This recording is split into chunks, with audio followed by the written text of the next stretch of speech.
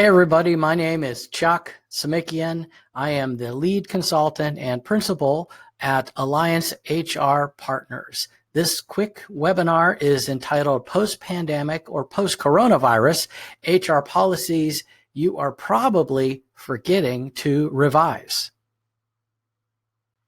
All right, so there are some key questions for this new reality. Now, as I'm making this recording, there is a lot of chatter about opening up America, reopening up things, moving forward. And you're going to have to bring back employees. You're going to have to be looking at retraining, but you're also going to be looking at new laws. You're going to be looking at making policy revisions. You're going to need to rework procedures. And what I mean by that is, have you thought about all of the new policies and procedures that you're going to have to put in place because of any new laws, any guidelines? I know, for example, the National Restaurant Association is laying out guidelines for all of their restaurants, masks, gloves, social distancing within the restaurant. This is going to affect theme parks, hospitality, restaurants, any service provider, even stores, retail outlets, bowling alleys, you name it. HR documents are going to need to be revised for this new post-pandemic reality, because you're not only minimizing your exposure to the virus, right? You're also going to be looking at minimizing your exposure for any potential legal action. So the first thing I'm going to suggest is you want to take a look at your job descriptions. So when's the last time you wrote or revised your job description? Yeah, that's what I thought. So for a lot of you, you haven't looked at your job descriptions for a while. In fact, for you, a job description is what you're posting on a job opening in Indeed.com. All right, that is not a job description. That's a job posting. So it's time to pull them out and take a look at them. And I will tell you, even coronavirus situation aside, if you've not looked at your job descriptions for a while, you need to get them out. If they're not 2 or 3 pages long, dealing with essential job functions, ergonomics, a whole variety of things that are pertinent for today's reality in regards to holding employees accountable, the ADA, Americans with Disabilities Act, FMLA, because you're going to be sending your job descriptions, if you're covered under FMLA, with the FMLA paperwork to the doctor, correct? If you're not, you should start doing that. But what do your job descriptions say about sanitation? What do they say about cleanliness? Are those essential job functions? What about washing hands and other gross behaviors? Yeah, that's right. Use your imagination here, folks. But in order to hold employees accountable, you need to take a look at what the job descriptions are saying. So, that list of infractions, maybe it's on a policy somewhere, maybe it's in your employee handbook, but it lists everything that an employee can be disciplined for, or some people say written up for, right? So what's on that list of infractions? Have you looked at including unsanitary behavior? What about behaving in a manner which could endanger others of potential infection? Don't forget, as I said at the beginning, there are going to be new state, local, and federal guidelines and laws. And you're going to need to build this into your policies. You're going to need to build these infractions, because what happens when someone doesn't wash their hands when they leave the restroom?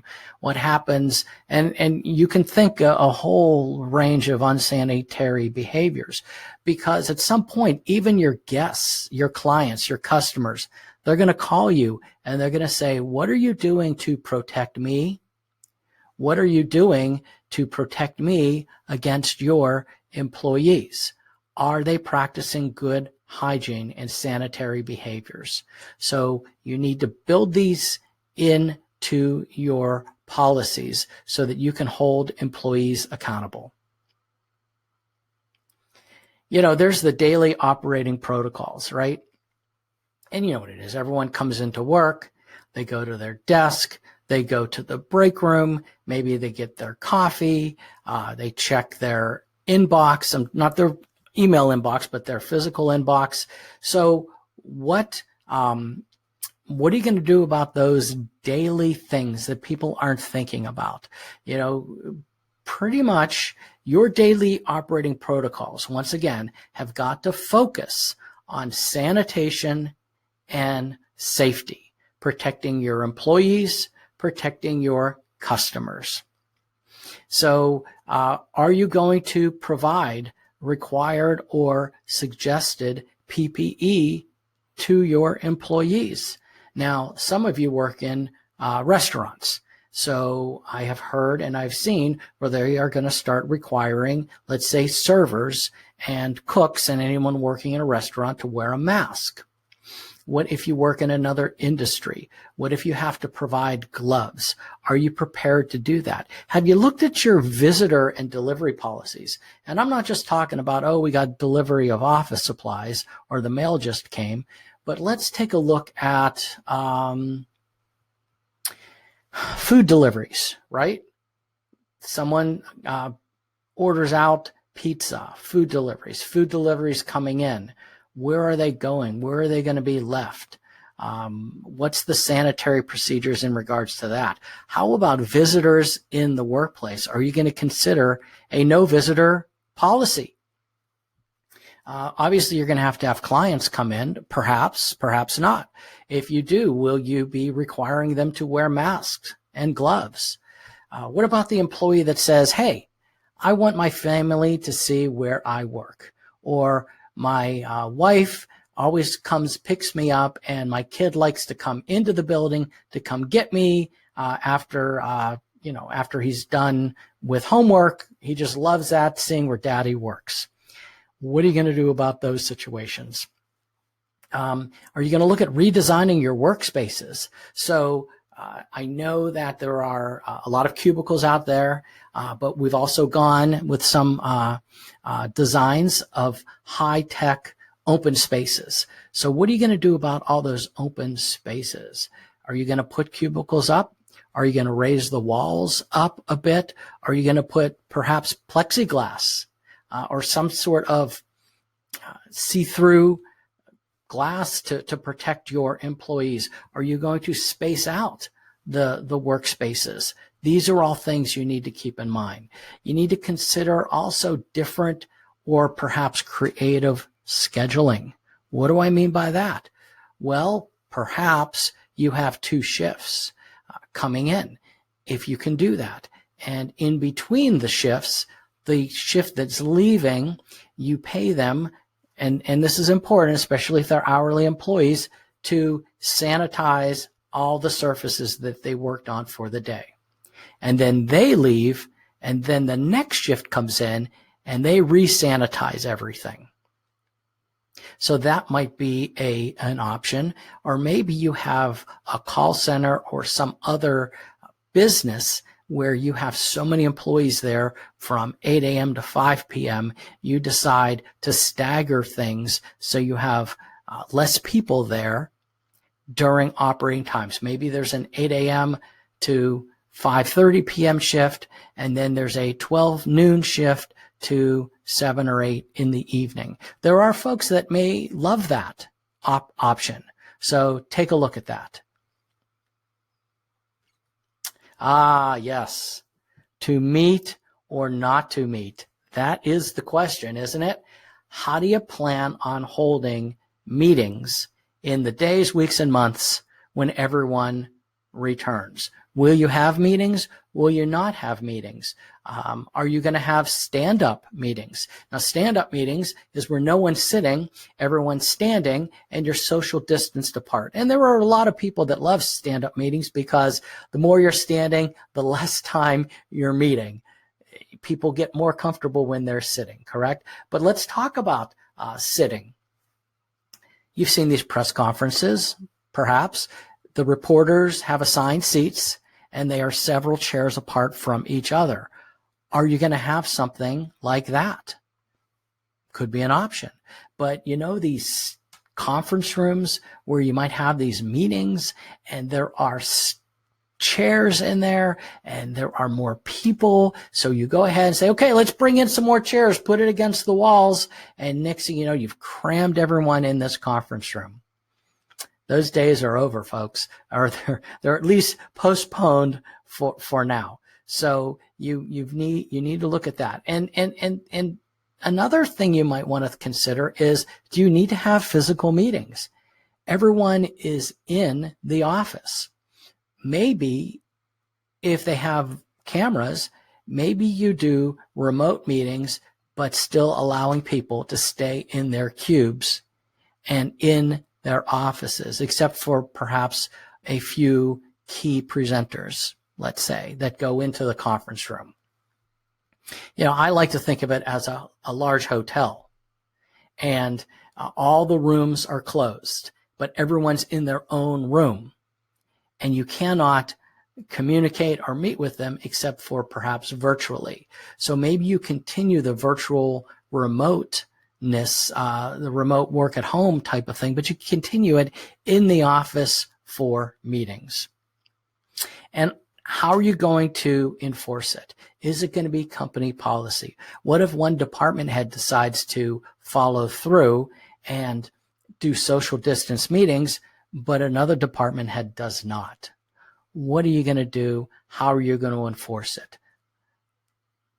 Because speaking of enforcement, there are those pesky employee relations problems, right? In fact, what are you going to do if someone says, I don't want to go to that meeting because there's too many people in that room? What if they get written up or disciplined or even fired and terminated, and they end up in your office if you're the HR person or if you're senior leadership? What are you going to do? How are you going to handle those things? The complaints, the policy violations. I have a couple of examples right here. He coughed at me. She sneezed in my direction. He looks sick, and I don't feel safe. How will you handle those problems? What is your progressive disciplinary situation is?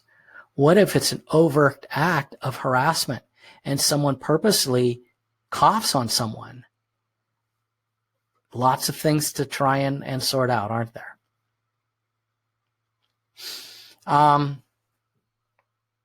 This is a big slide. I have one, two, three, four, five, six, 7 or so bullet points. Employee handbooks are key. Employee handbooks are key to formalizing expectations for your employees.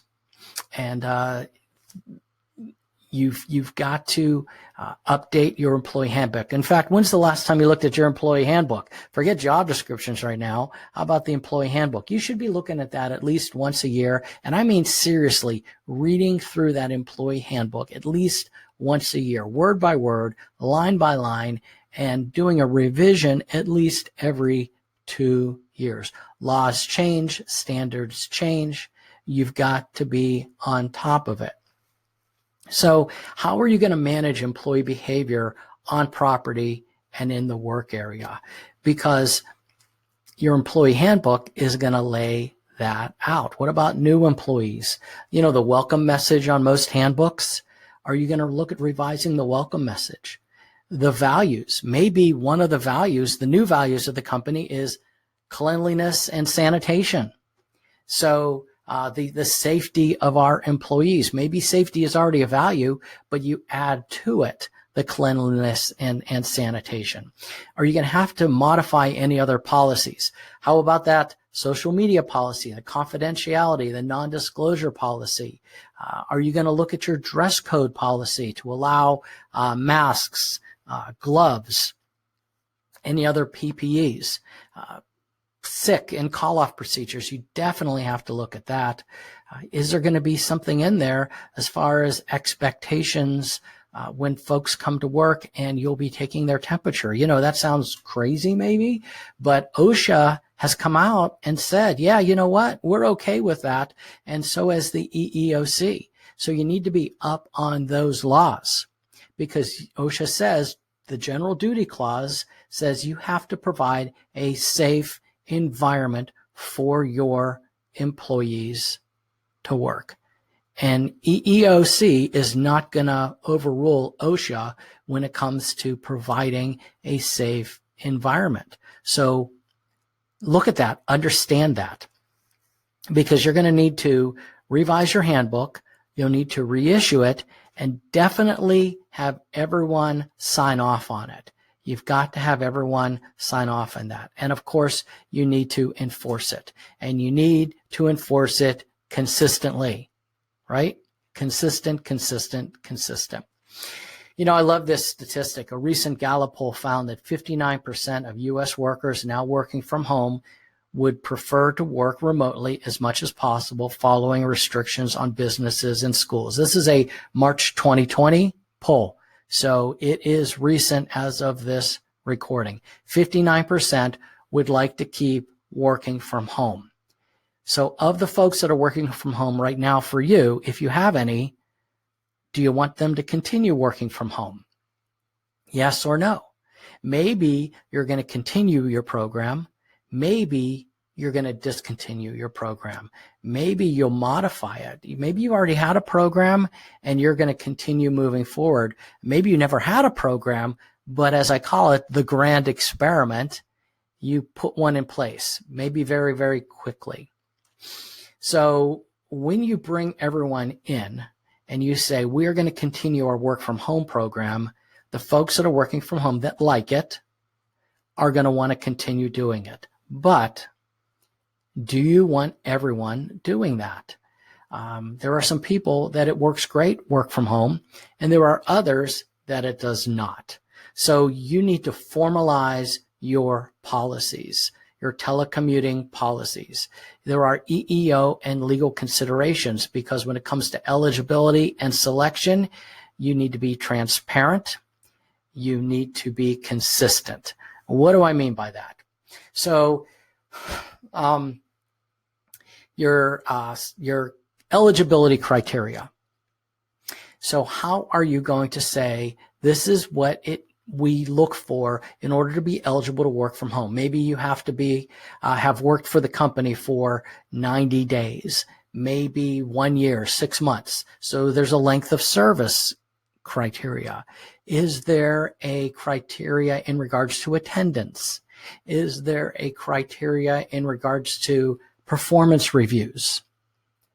Employees in good standing, maybe the last 3 months or 6 months, anyone that's received a written or a final written counseling documentation has to wait a certain amount of time. So have your eligibility criteria ready to go.